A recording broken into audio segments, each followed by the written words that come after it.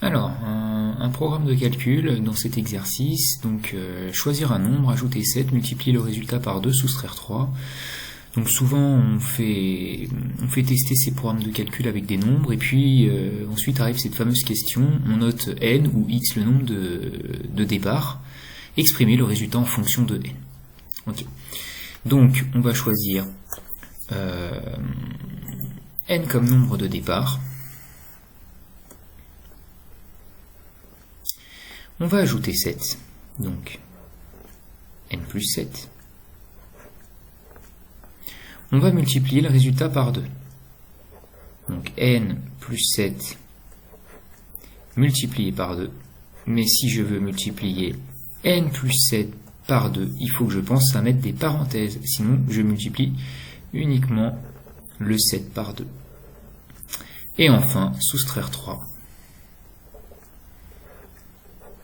N plus 7 multiplié par 2 moins 3. Et voilà. Et donc ça, c'est l'expression littérale qui est associée à ce programme de calcul. Alors, deuxième exercice, on a un rectangle avec une dimension variable, donc c'est cette dimension, qui est égale à x plus 2. Et donc deux questions. La première, c'est exprimer l'aire de ce rectangle en fonction de x.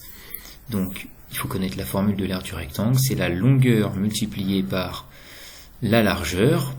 Et donc, quand j'applique cette formule à mon rectangle, ça va donner 4 multiplié par x plus 2.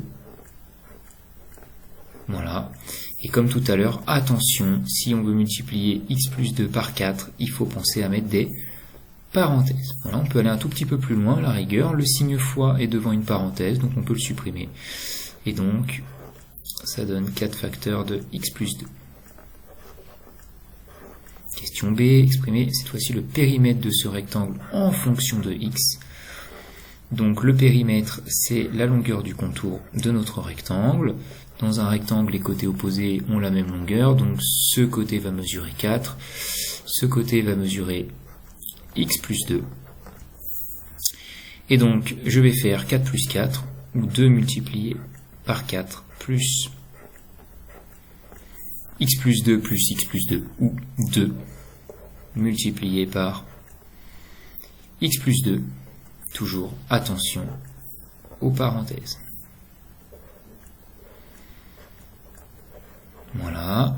Et puis, on a un petit calcul à faire. 2 multiplié par 4, c'est égal à 8.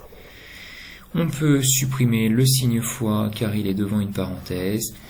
Et donc, ça donne 8 plus 2 facteurs de x plus 2. Alors, on verra en quatrième que cette expression, on peut la réduire, c'est-à-dire l'écrire un peu plus simplement. Mais en cinquième, on ne peut pas, on s'arrêtera ici, et donc on a bien exprimé le périmètre de ce rectangle en fonction de x.